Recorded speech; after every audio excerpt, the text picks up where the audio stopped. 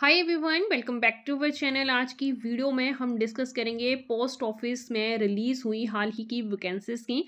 Government of India की तरफ से ये नोटिफिकेशन जो है वो रिलीज़ की गई है।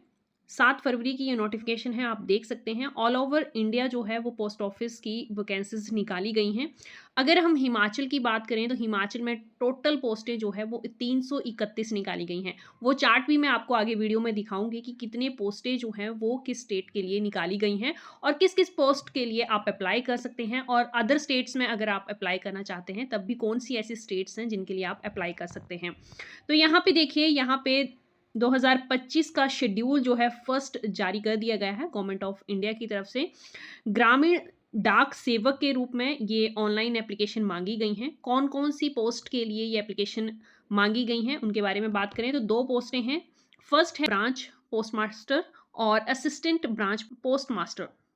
इनके लिए ये नोटिफिकेशन निकाली गई हैं। क्या एलिजिबिलिटी क्राइटेरिया है और कब तक आप अप्लाई कर सकते हैं, किस मोड में आपको अप्लाई करना है, ऑनलाइन या ऑफलाइन, इसके बारे में देखते हैं। तो आपको एप्लीकेशन जो है वो ऑनलाइन ही फिल करनी पड़ेगी। ऑनलाइन रजिस्ट्रेशन आप करवा सकते हैं 10 फरवरी से लेके 3 मार्च के अंदर अंदर। 3 मार्च तक जो है वो आप इसके लिए अप्लाई कर सकते हैं। अगर आपको फॉर्म में कोई एडिटिंग करनी है, करेक्शन करनी है, कोई मिस्टेक आपसे हो गई है, तो इसके लिए जो विंडो है वो 6 मार्च से 8 मार्च तक ओपन रहेगी। करेक्शन के लिए ये विंडो जो है साइट को ओपन रखेंगे। आपको अप्लाई करना है अगर, तो आप 3 मार्च से पहले पहले इस पोस्ट के लिए अप्लाई कर सकते हैं। और क्या एलिजिबिलिटी क्राइटेरिया रहेगा, चलिए वो भी देख लेते हैं। यहाँ पे बताया हुआ है कि जो ब्रांच पोस्टमास्टर होता है उनका क्या काम होता है। यहाँ पे आप देख सकते हैं। अगर आपको ये रीड करनी है पीडीएफ पूरी, तो मैं इसे अपने टेलीग्राम ग्रुप पे शेयर कर दूंगी, आप वहाँ से रीड कर सकते हैं। फिलहाल हम इम्पॉर्टेंट पॉइंट्स ही इस वीडियो में डिस्कस करेंगे। अगर सैलरी की बात करें तो ब्रांच पोस्टमास्टर के लिए सैलरी जो है वो 12,000 से लेकर 29,380 तक के बीच रहती है, और असिस्टेंट के लिए ये रहती है 10,000 टू 24,470 के बीच। ये एक रेगुलर बेस वैकेंसीज नहीं है। ये पोस्ट जो है वो रेगुलर पोस्ट नहीं होती है, इसलिए ध्यान रखना है कि जो भी सेंट्रल गवर्नमेंट के अलाउंसेस हैं वो इन्हें नहीं मिलते हैं। ये कॉन्ट्रैक्ट बेसिस जॉब है, तो ये आप अपने माइंड में पहले से रखिए कि रेगुलर बेस ये जॉब नहीं है। अगर एज लिमिट की बात करें तो मिनिमम एज जो है वो 18 वर्ष होनी चाहिए, और मैक्सिमम जो है वो 40 ईयर जो है एज रखी गई है। और एज रिलैक्सेशन जो है अलग अलग कैटेगरीज वाइज जो है यहाँ पे बता दिया गया है कि कितनी एज रिलैक्सेशन जो है पर कैटेगरी दी जाएगी।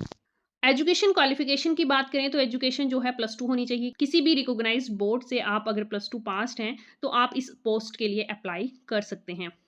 और जिस भी स्टेट के लिए आप अप्लाई करते हैं, अगर हिमाचल की बात करें तो लोकल लैंग्वेज जो है, हमारी local language official language same ही है। तो हिंदी जो है वो आप एज ए एक सब्जेक्ट जो है वो 10th में पढ़े होने चाहिए। ये कैटेगरी, ये जो है वो कंपलसरी बताया हुआ है अगर आप इस पोस्ट के लिए अप्लाई कर रहे हैं। अदर क्वालिफिकेशन में आपको कंप्यूटर की नॉलेज और साइकिलिंग की नॉलेज यहाँ बताई हुई है कि आपको पता होना चाहिए। कंप्यूटर की knowledge is the essential qualification. Reservation category जो है वो SC ST OBC PWD और EWS के लिए है, और ये आप देख सकते हैं यहाँ पे फॉर्मेट पूरा बताया हुआ है कि किस तरह से कितनी रिजर्वेशन जो है कैटेगरीज को दी जाएगी। हाउ टू अप्लाई, अप्लाई कैसे करना है इस पोस्ट के लिए, बहुत ही इंपॉर्टेंट पॉइंट है ये। ऑनलाइन मोड में आप अप्लाई कर सकते हैं। डिस्क्रिप्शन में आपको मैं इस वेबसाइट का, ऑफिशियल वेबसाइट का लिंक दे दूंगी। आप वहाँ से ऑफिशियल वेबसाइट पे जाके ऑनलाइन मोड में इस एप्लीकेशन के लिए अप्लाई कर सकते हैं।